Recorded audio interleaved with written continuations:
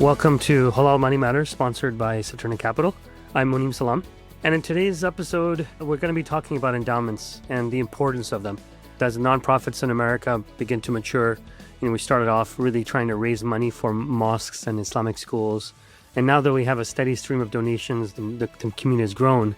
It's really more about our sustainability. How can we make these institutions last not only the next 10 years, but the next 100 years and maybe even the next 1,000 years? So today we have one of our very own, Owaiz Dadabhoy, and he's going to be talking a little bit more about endowments. And it's basically, we call it the 5 pillars of a nonprofit: financial health, investment account, brokerage account, retirement account, and an endowment, and a bank account. I'm really excited to have Owaiz. He has a tremendous amount of knowledge on the subject. He used to be the president of our Saturna Trust Corporation and now acts as senior vice president and national sales manager. So let's get started. All right, Owaiz, thanks for joining us again on the show. It's my pleasure. I'm glad to be back. Yeah, when we recorded the first one, it was really interesting because I think we went over the steps that a charitable organization needs to take when it comes to their finances. And one of the ones that I really wanted to do a deeper dive on, and it had so many questions on, I'm sure our listeners do as well, was the one on endowments. I'm really glad and honored that you were able to join us today. Yeah, no, I'm glad to be able to do it. I remember you had said at the end of that one, which we were talking about the 5 different things that a nonprofit should do, and one of them was an endowment. Correct. So I'm glad to follow up on that today. That's great. So let's kind of briefly, if you don't mind, let's start off and maybe do a quick couple of minutes refresher, maybe just a list of all the 5 that were there, and then we'll just get right into the endowments part. Okay, yeah, that's a good idea. So one of them is very simple. Any nonprofit should have a bank account at a bank that is serving all of their needs. So that's one, very simple. And I think most nonprofits, that's probably one of the first things they go and do.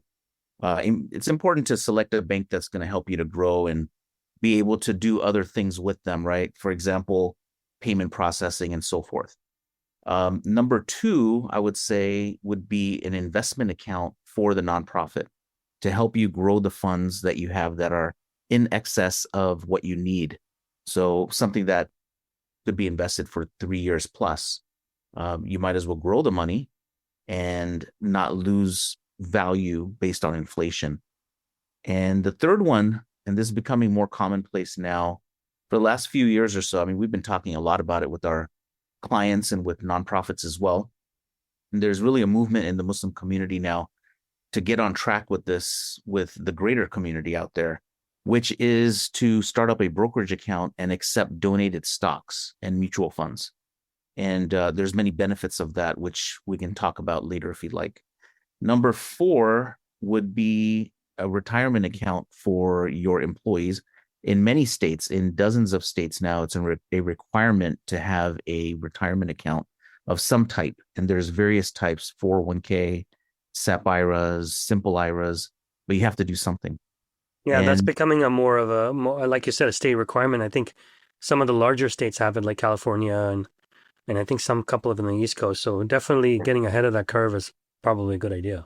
Yeah, and it just makes sense to do it. And even if you're doing some type of match, it's not going to break the bank. Many organizations will have a 3% match on it. It's not a bad idea to do that.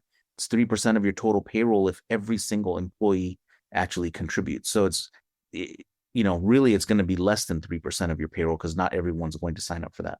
And also, I mean, not to harp on this because I know we're trying to go too quickly, but also it's a competitive thing, right? If you're a charity or organization that offers it while others don't, that might be a reason to be able to attract some really good talent. That definitely comes into play. It's kind of like, an organization or a business has a good health care plan. You can go to a dentist, you have vision plan. And then if the person's looking to go somewhere else and that business doesn't have those things, they're going to take a second look and maybe go to another business that they want to go work for instead. Yeah. And it's the same thing with a retirement program. So if, let's say, a nonprofit in this case, because we're really focusing in on nonprofits today, a nonprofit has 5% match or a 3% match, and the next one has no match. Well, it might be okay, but if you really want to attract the best talent, you want to at least be able to compete.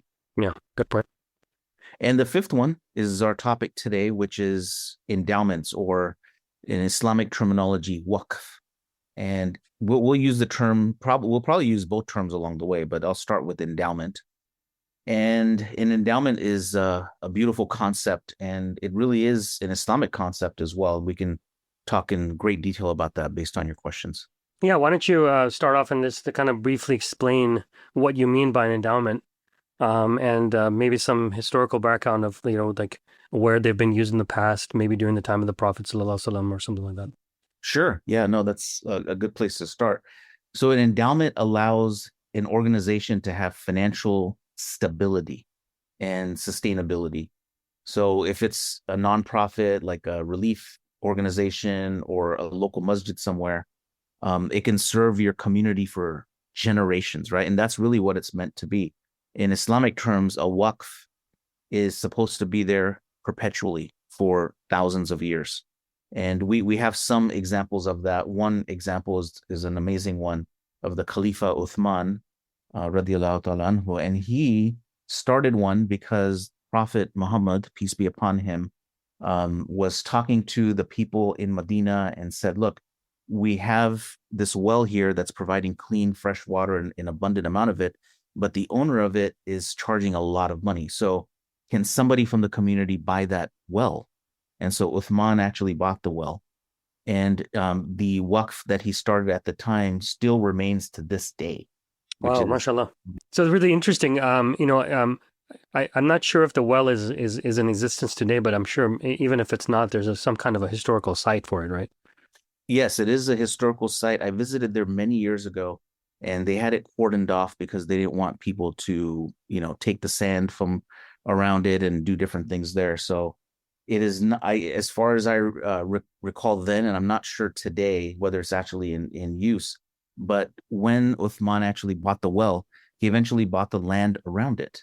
Mm. And today, what is like in modern day terms, there's a hotel there, and it's an ongoing charity, in the name of Uthman. There's Wow. actually a bank account in his name as well, Oh, in the wow. in one of the Saudi banks. So what they use the hotel for is for orphans. So orphans can go live there without any cost, and they can, go to school and whatnot. And it's still being used over 1,400 years later. Yeah, and there's a lot of examples of that throughout the Muslim world, I think, with the Waqf system. And I think what's happened over the years, especially after colonialism, is that, basically the state, or the colonial powers came in and basically nationalized all of these Waqf. And they basically said there's only going to be one Waqf or endowment administrator. But Mm-hmm. generally speaking, they were basically independent, and they used to have their own, charitable entities that used to run these large endowments, right? Yeah, exactly. And I want to give one more example because it just Sure. came to mind right now. I went to India in 2004 and for a wedding. And so 2004, 2005, and I was there with my family. My wife was there, my parents, my brother, and we went to different parts. And one part that we went to in Surat had the last name of my mother on, Oh, or wow. her name before marriage, on different buildings and stores. And so I found out, I asked her, like, what is this all about? And she said her ancestors from about 70, 80, maybe over that years ago had decided that they would buy these storefronts and buy different pieces of land and make an endowment out of it. And so the endowment was still running when I was there, and I believe it still is today. And they benefit the widows of the family of the same name. And then That's maybe amazing. they're doing some other things right now still as well, but that's a real life example that I can point to. That's an amazing story, alhamdulillah. I mean, and so as we're now beginning to talk a little bit more about endowments, what do you think are some differences between just giving outright charity like sadaqah Mhm. and doing an endowment? Yeah, so a lot of us give sadaqah as extra donations, and then zakat as our mandatory obligation of charity. And the sadaqah typically is going to go to a mosque, or it could go anywhere. People give sadaqah to help somebody as well, but zakat is there for that as well, right? So the sadaqah is extra charity. And with a waqf or endowment, It is also sadaqah, but it is sadaqah jariyah, meaning that it's going to be perpetual. And again, in Islamic terms, when you look at an endowment, it is meant to be perpetual. It is meant to be something like the well and land of Uthman, right? 1400 years and still going. And that's not the only example. There's other examples out there as well. Sure. So if we do that, then it's going to give stability to an organization for hundreds of years to come. And your mosque that you started or your nonprofit in your local area, if you really want to make that sadaqah jariyah for yourself, you're going to consider starting an endowment. Yeah. And once you start that endowment, it can live forever. That entity can become something greater and bigger, and it can really be a sadaqah jariyah for yourself and for all those that are donating to it. Mashallah. Okay, so now I'm excited. So let's, let me get, if you're listening to this podcast, take out your pen and paper or write down some notes, because we're going to get a little bit more into the nitty gritty of it. And first question I had for you on that is, how does an organization get started with an endowment? I mean, and we can talk about the setup of it also, but I think some of it has to do with, it has to be right time as well. Yeah, I agree with that. It does have to be the right timing. There's examples of organizations or leaders wanting to start an endowment, but they don't really have much going for them at the time. They don't have a team around them. They're not great fundraisers. And so maybe they should wait, right? They just started the organization a couple of years ago and they don't have clear direction. They don't have enough manpower or energy. But if you're an organization or a leader that has that vision and you're going to put some energy around this to go raise funds and tell the story of your organization to get people behind it, then this is something you really should do. So I think it comes down to the number of people that will be part of this. If you're a one-man show, it's going to be difficult. But having said that, some of the best and largest endowments that we have in the Muslim community in America, they're successful because of one or two really inspiring people, but they have a team around them. And that's what I'm talking about. Okay, great. So now then let's talk about the steps. Like now I'm an organization, I'm a mosque, and we have this idea that we really should build an endowment. So what's like the steps 1, 2, and 3 for that? Yeah, and I think the first thing that you want to do is you want to come together as an organization and decide, what are we trying to accomplish here? Are we trying to accomplish an endowment for the long term where we put capital into it and we don't take it out until the future when we've built it to the amount that we want to get it to, right? We get to our goal and then we're taking out a percentage of that return every year to fund whatever operations or scholarships or whatnot. Is that what we're looking to do? Or are we just trying to put some money aside and we want to use that later? Because you could actually have both. You could have an investment account, a nonprofit investment account, and you can have an endowment account, an endowment investment. So we're going to talk about the endowment investment specifically, even though you can do both at the same time.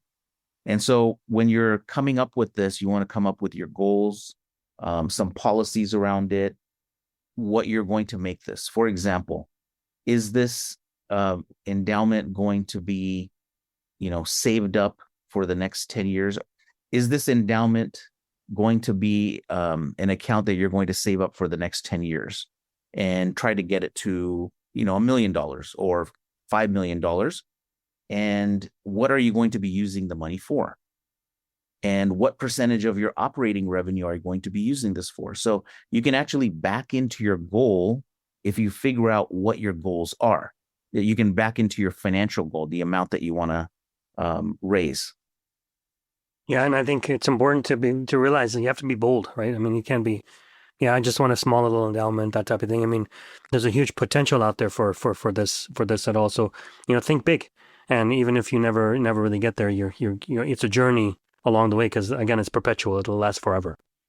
Yeah, and then there's two ways to get it started. One of the easy ways to do it is just to make it part of your organization, and you don't need to do anything else. Just create a board resolution that states that any money that we raise for this endowment is going to be used to invest and get a return from it, and that the board promises to use only the return from the capital given to be able to give scholarships or run operations or whatever it happens to be. So you can do it that way. It takes a lot of the complexity out of it, versus if you would like to start a true endowment, which many organizations have, but many of them will start off with this quasi-endowment where you're just doing it through your existing nonprofit. And then once you have it, some amount in there and you're ready to move forward with a true endowment, you can start up a separate nonprofit organization altogether, which will be in support of the main organization that you're raising funds for. Yeah, is there do you think there's a cutoff as to, I mean, when a charity should, like, obviously, starting that kind of, let's call it a quasi endowment, whether it's just basically board authorized. Is there an amount that charity should keep in mind when they say, you know what, now the endowment's big enough that we should really move it over from a quasi to a true endowment? What ends up happening is a nonprofit, or let's say a mosque. We're going to use a mosque for right now. So a mosque starts up an endowment account and they notice that they're not really able to raise funds yet. So once they're able to start raising money for it and they have some momentum behind them and they have enough time to start up the true endowment, that's when I think they should do it. So it's not necessarily getting to a specific dollar amount. I would say it's about momentum and being able to continually raise money after you've been able to start doing that. It does take time, right? You're going to start the new account, the new nonprofit. You're going to have to file paperwork. You're going to have taxes every year on that, or filing taxes. You may not pay any taxes because it's a nonprofit, but there's certain things that you have to do. And so once you're ready to do that and you have the time to do it, that's when I believe you'd be ready to start it.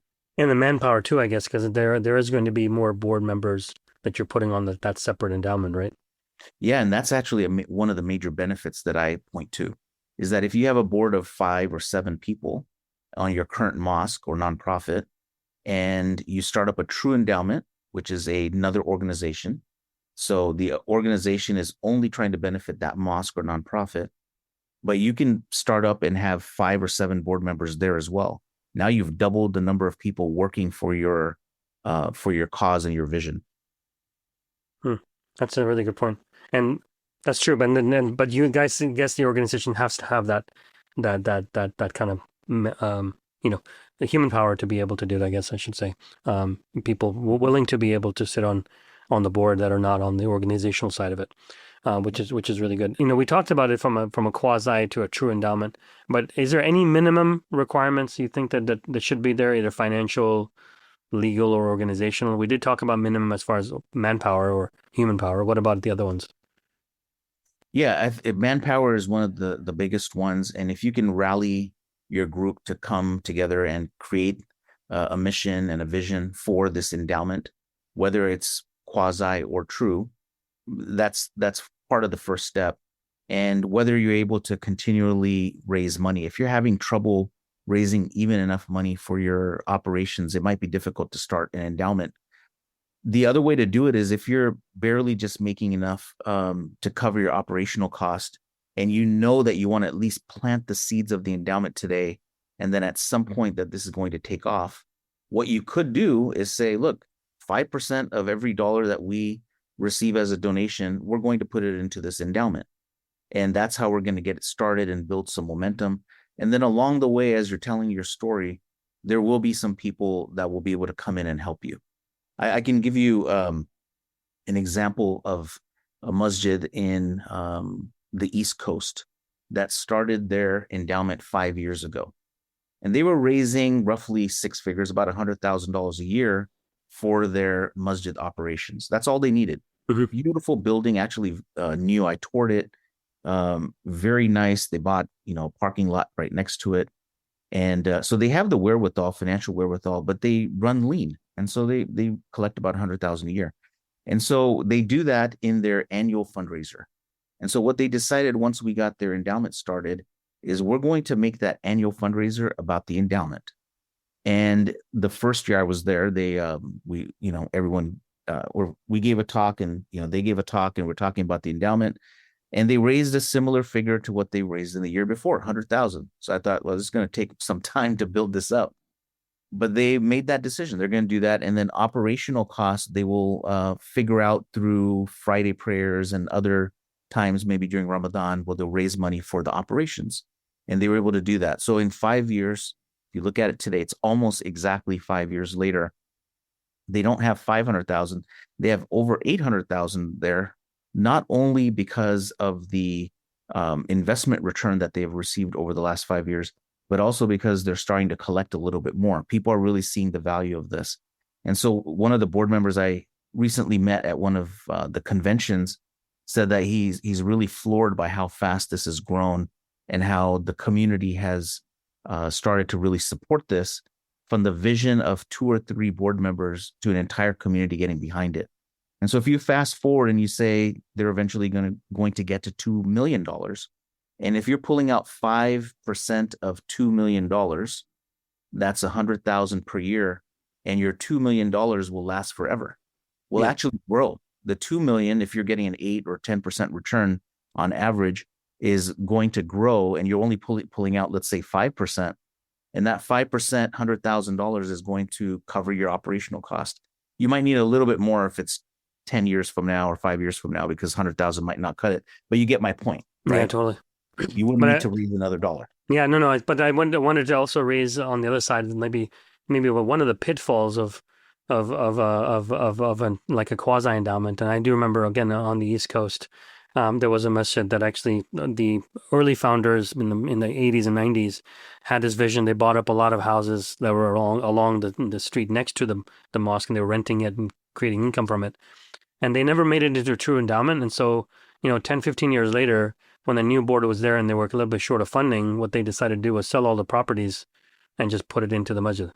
And so what they started off as a concept of, one board started with a concept of an endowment. Another board, like say 15 years from now or later on, might decide, no, we're not going to do it, and we're just going to spend it on whatever we want to in the masjid itself. And that's one of the things that I think people need to be careful of. Yeah, I agree with that.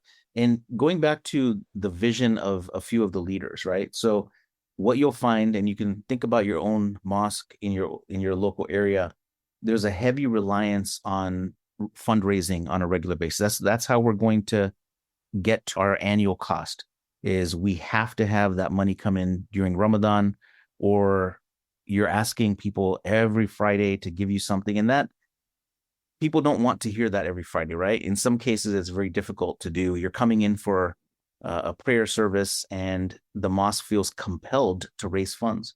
So what this will do is it'll help people not have to go through that, including the board members. It's very difficult to fundraise on a regular basis. It takes away that uncertainty, and that annual fundraising and that Friday fundraising takes all of that away. But the thing is, you have to think about the future. It's not going to be today. You're still going to be fundraising today, and then eventually it's going to become a lot easier.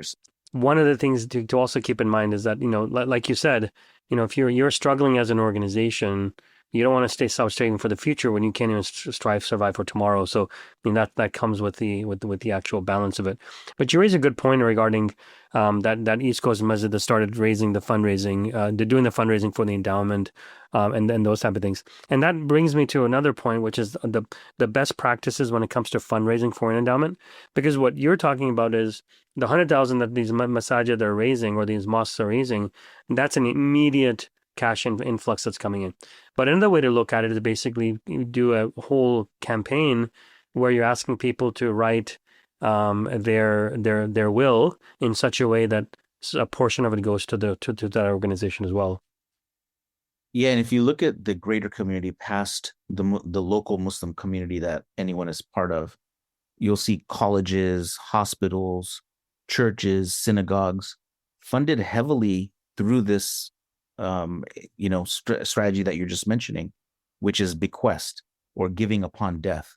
And we know that in Islamic law, you can give up to 33% of your inheritance to anybody, including nonprofits.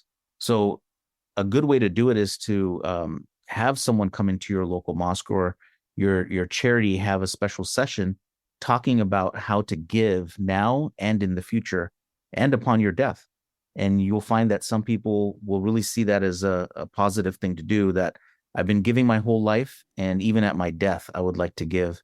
And that will be able to help a community grow for the future.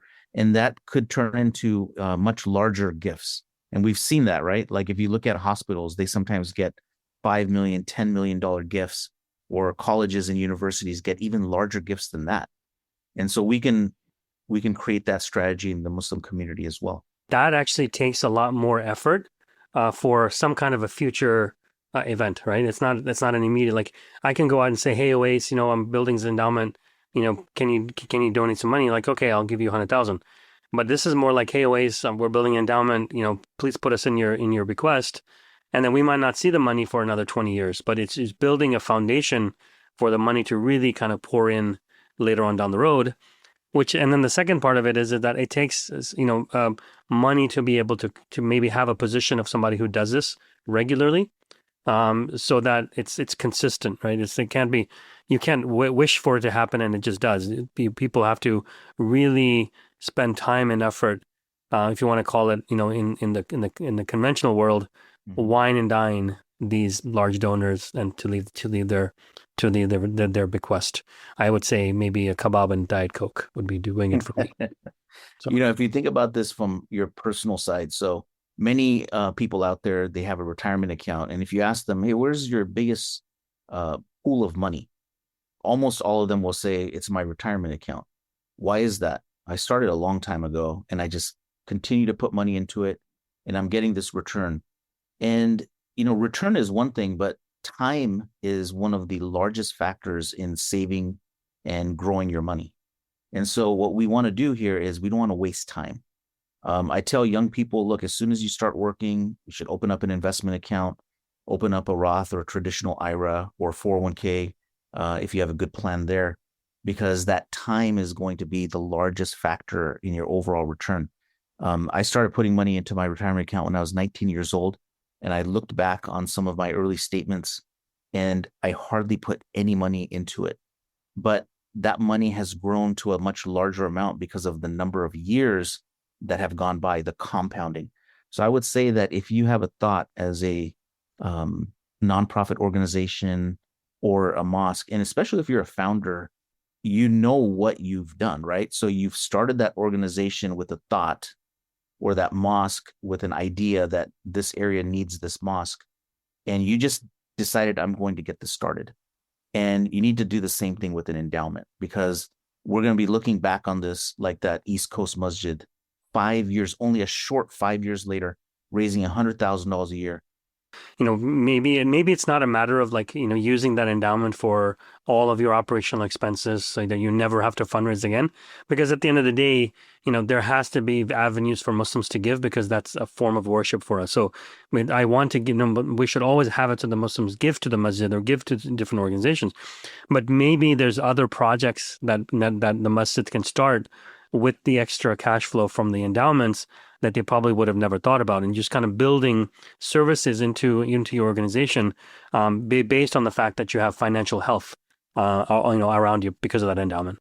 So, And, we've talked a lot about different parts of this and history and, some of like how to get started and how to become a visionary and get an endowment started. What I would say is, look, don't think of this as complicated. If you can open an investment account for yourself, you can open an investment account for your nonprofit. You can open up an endowment account for your nonprofit.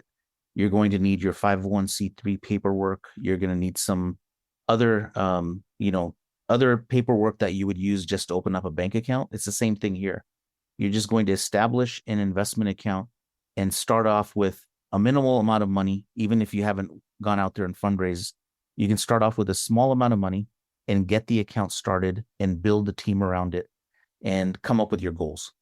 And I think that's the thing that I would want everyone to do, is don't get stuck on this. Talk to somebody, figure out what the steps are. It's more simple in terms of getting started than one might think. yeah, I appreciate that. Now that we've come to the point where, the charity is now, based on your advice, Owais, has now created that account, quasi endowment, and they're looking now to say, okay, what do I do with the money?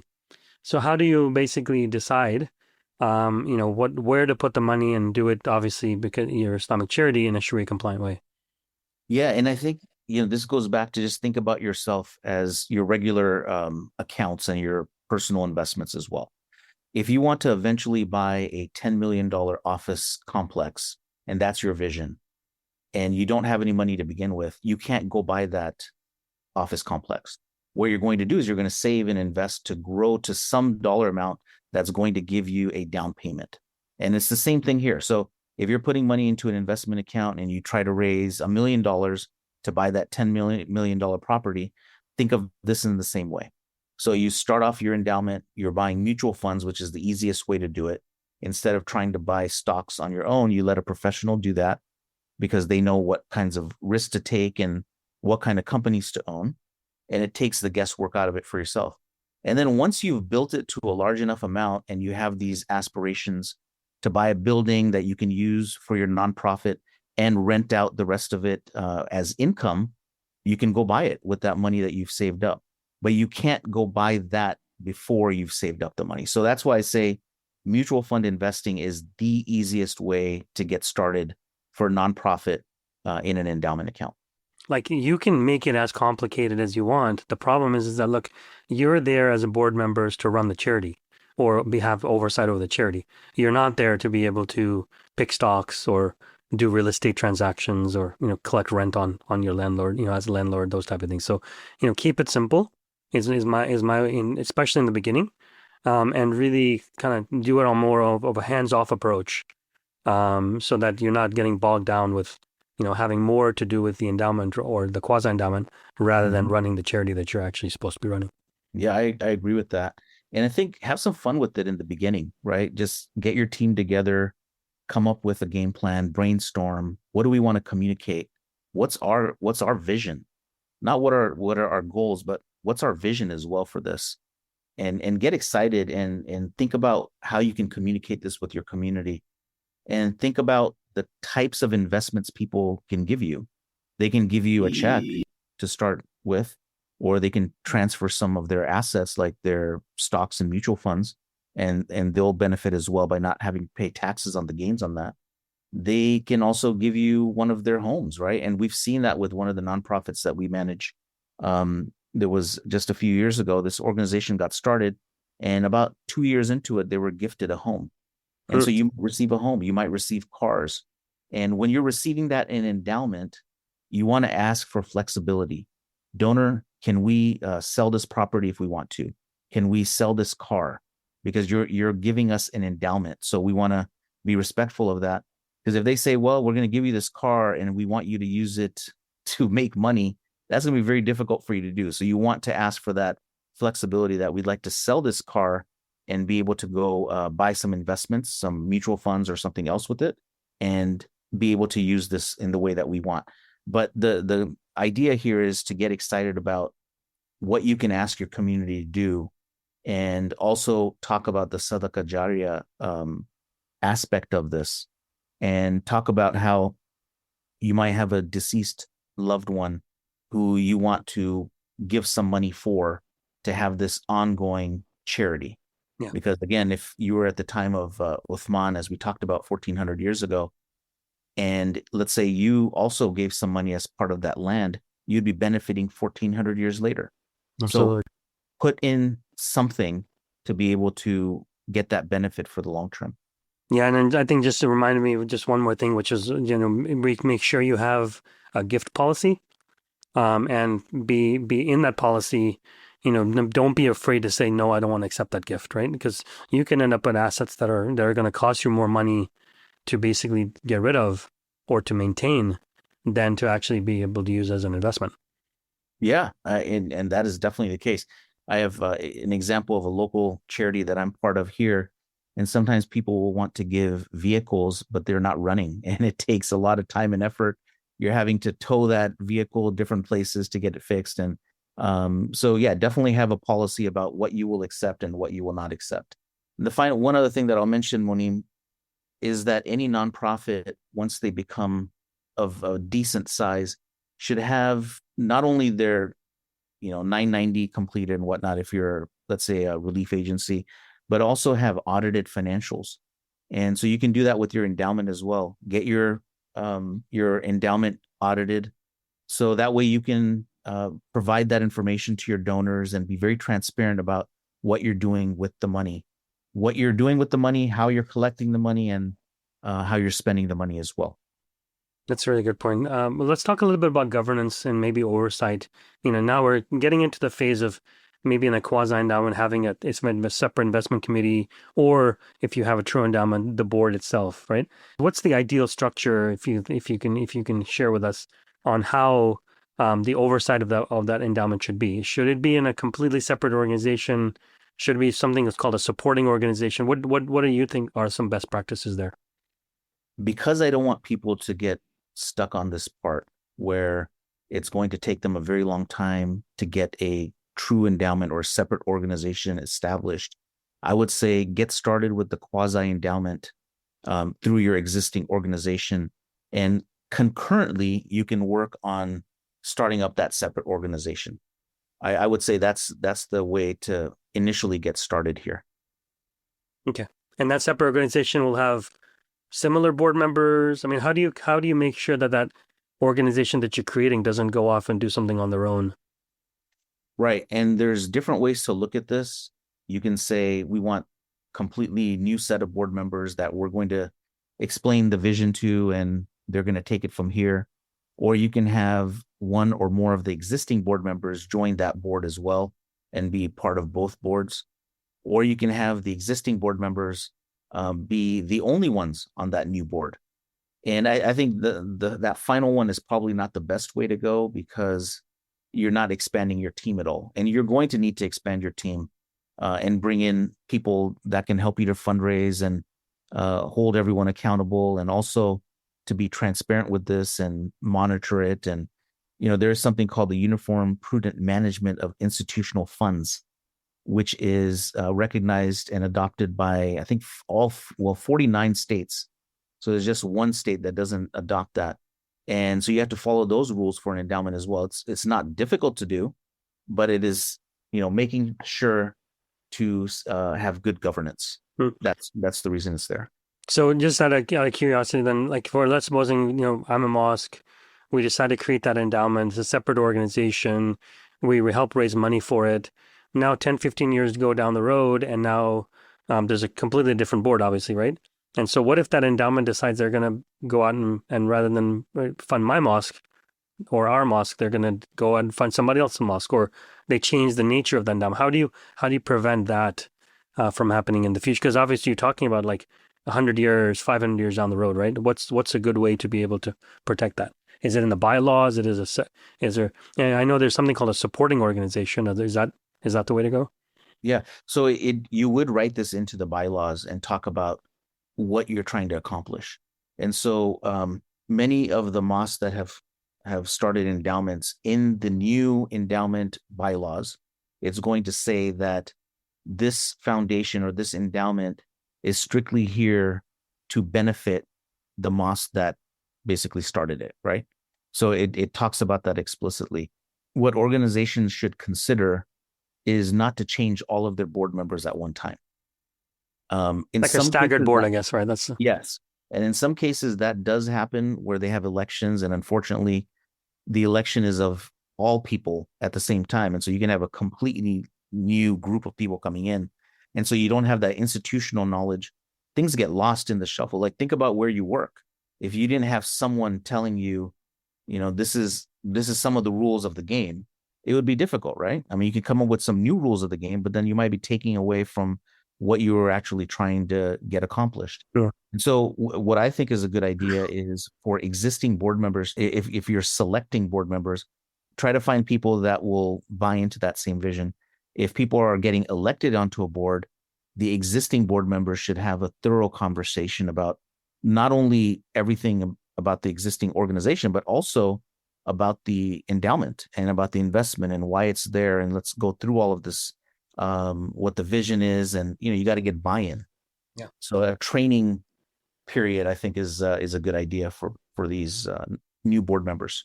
That's great. I think this has been really, really good. I want to wrap up, but I want to put you on the spot a bit, if you don't mind.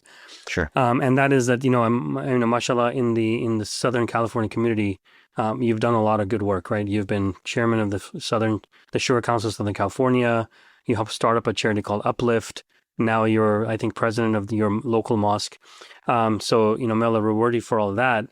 But what I wanted to ask you was, is that can you, as a wrap up, kind of talk about in each any one of these or organizations, just pick one and say just from A to Z, like how you got started, what stage are you at now, and what are you thinking about for the future? Sure. Okay, I'll use Uplift Charity. So it's called Uplift Charity because Uplift is used in a lot of different organizations. So we made it very specific. We started that in 2006, and we started with a group of friends, right? So myself, my brother, a cousin, and one of my friends. And we sat down and we said, what do we want to do with this organization? How do we want to make it work, make it run? What are our goals? And the goals for this particular organization is zakat based, helping people locally, because that is the sunnah of the Prophet ﷺ, is to start with the people around you, help them and make them strong before you go outward from there. And so we decided we want to use our time and our money to do that. And it's not taking away from international assistance. We, at the same time, we were, if there was a crisis somewhere, an earthquake, a fire, war, anything like that, we would still assist. But we wanted to make sure people locally would get assistance that they need, because that's what we're supposed to do. And what we found right away was that there were refugees coming in that were about to be evicted. Some had been evicted. There were people living on the streets, Muslims living on the street across the street from the mosque. And it became kind of like commonplace, right? You might have one or two people in that situation, and we don't really know how to help them. So what are we going to do? So our organization was able to put time into it, and eventually, when a mosque would see someone living on the street or in their car, it would become an emergency situation where before it was just commonplace. And so we created this kind of like mini universe in Southern California to not have that be acceptable anymore. So what we did was we came out with some initial goals, and this is the part of the financial part. We did come up with an initial budget for the next 4 years, when we started, and we put in what we thought we could do, and we just were able to blow away the numbers. And what we found was that every time we would strategize and come up with new goals, because the goals were based on how many people we could help. And whatever goals we came up with, we were able to exceed those every single time. And it just tells you that having a strategy session and putting numbers down is a smart thing to do. Eventually, some of the board members, actually all of the other 3 board members that started with me, moved on to other things. They moved, or something else came up, and we were able to bring in other board members to continue this, the vision of this particular charity, which is to help people locally. So talking now about the endowment aspect of it, like how do you have one? How did you get started with it? Did you have to do a lot of convincing, and then what path did you take? Was it a quasi, now it's true, or are you still on the road? Those type of things. So what we did is similar to what a lot of organizations do, except that we started with the brokerage account many years ago. And we told our donors about it. And some of the donors that were giving 20,000, 25,000 in zakat started to give 6 figures once we started the brokerage account, because they saw the value of it. And so ostensibly they were taking money that they were giving to other organizations, and they started to give us more money. What we also started to do was an investment account, a brokerage account that has stocks in it, but also Amana mutual funds. And so we were able to build that up to a sizable amount. And we decided we should start an endowment account. And we brought in a few of the former board members of Uplift Charity that helped to found it in the past. And they are now part of the Uplift Foundation. And so some of the money that we've collected in Uplift Charity is going to go and become that endowment. We haven't pulled the trigger on transferring those assets yet. They are starting to fundraise and do a better job of getting money together for the endowment, but it is nowhere near where we want it to be. But the good thing is we've put the seeds in the ground and said that we're going to do this. We started a few years ago, and it's starting to pick up the momentum that we wanted to see it have eventually. And what kind of goals do you have for this thing? Like, how do you set the goals? Like, I know in that charity would be, like you said, the number of in Uplift, the number of people that you're serving. So how did you decide on what the goals were going to be for this foundation? Yeah, so the goals are based on what's achievable, but also what we eventually need, right? So it's not the final goal. The first goal is to get to $1 million.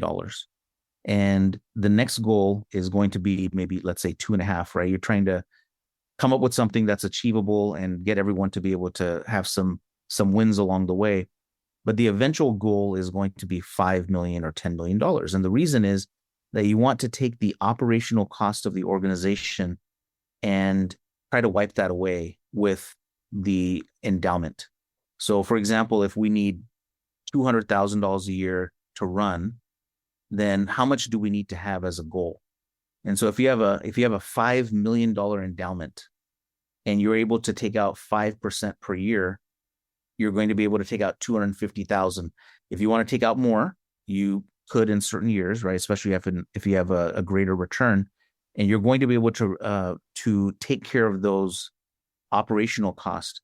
And what we see is that if we can continue to grow this, eventually we'll be able to do different types of work.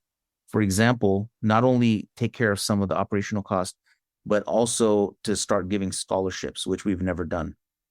So we'd want to give local young people, perhaps starting with the children of refugees, for example. That's just an example.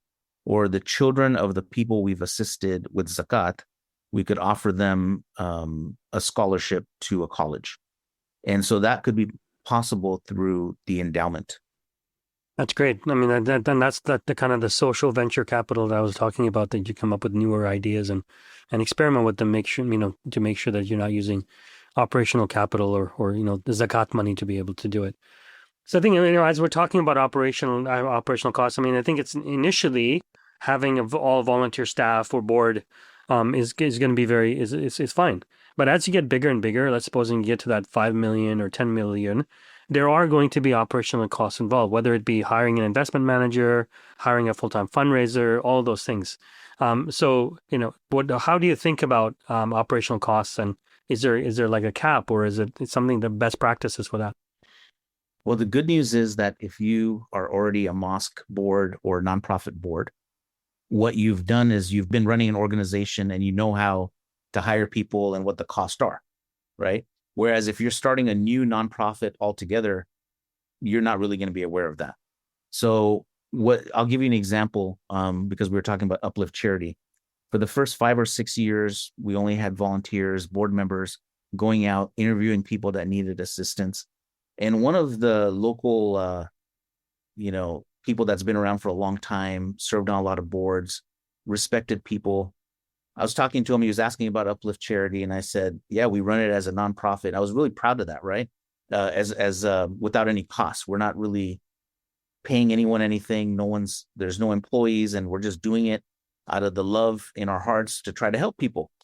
And he said, "Oh, that's great. That's great. But you need to hire somebody." And I said, "Why? Like, we're doing the work." And he said, "Once you hire somebody, you're going to see your work increase tremendously." And about 6 months after that, we did hire our first employee, and he was right. I mean, we were able to do so much more work. So the leverage you get from hiring people is phenomenal. So for this endowment, initially you have that new group of people, a new board that's helping you. And, you could have some existing board members join that board as well, but you have new people joining you, and they're going to put in the time and effort. Eventually, you're going to want to hire a fund development person, and that person can just exclusively talk to your donors about the endowment and raise money that way. And then, of course, there's going to be cost along the way. For example, if you're filing a 990, right, you're getting your taxes done, you're getting the audited financials, that might cost you several thousand per year, but you can use the returns from the endowment itself to fund that, or collect some money specifically to run the operations. So I really appreciate your time, Owais. I mean, I think we've kind of covered pretty much all that I wanted to cover regarding endowments, from the initial stages to what you look for in the middle to as you grow. What type of endowment do you want? Is it true, quasi, those type of things? Is there anything finally that you do want to wrap up with before we close? Yeah, I'll just say the final piece would be something that I've already talked about before, which is put the stake in the ground, plant the seeds, and get started sooner rather than later. You don't need to wait. You don't have to come up with a massive plan. Come up with a mini plan if you have to, and build up to the massive plan. Brainstorm with people that are like-minded.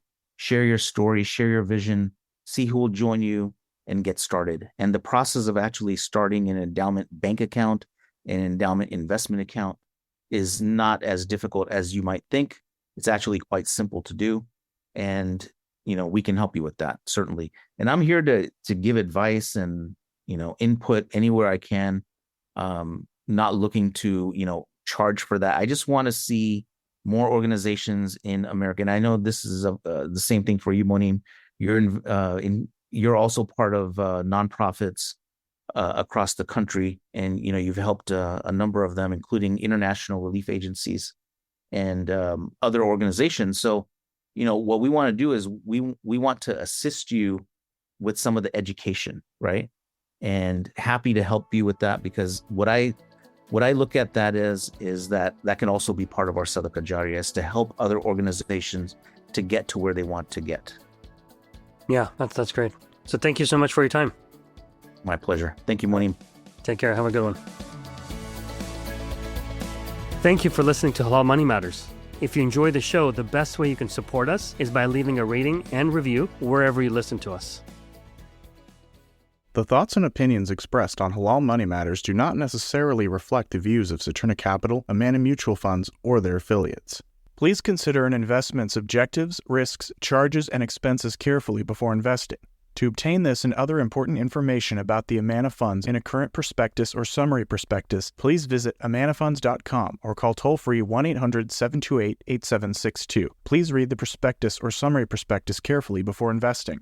The Amana funds are distributed by Saturna Brokerage Services, member FINRA and SIPC, and a wholly owned subsidiary of Saturna Capital, the investment advisor to the Amana funds. Investing involves risk, including the risk that you could lose money. The Amana funds restrict investments to those companies consistent with Islamic and sustainable principles, which limits opportunities and may affect performance. This material is for general information only and is not a research report or commentary on any investment products offered by Saturna Capital. This material should not be construed as an offer to sell or the solicitation of an offer to buy any security in any jurisdiction where such an offer or solicitation would be illegal. We do not provide tax, accounting, or legal advice to our clients, and all investors are advised to consult with their tax, accounting, or legal advisors regarding any potential investment. Investors should not assume that investments in the securities and/or sectors described were or will be profitable. This podcast is prepared based on information Saturna Capital deems reliable. However, Saturna Capital does not warrant the accuracy or completeness of the information. Investors should consult with a financial advisor prior to making an investment decision. The views and information discussed in this commentary are at a specific point in time, are subject to change, and may not reflect the views of the firm as a whole. All material presented in this publication, unless specifically indicated otherwise, is under copyright to Saturna. No part of this publication may be altered in any way, copied, or distributed without the prior express written permission of Saturna Capital.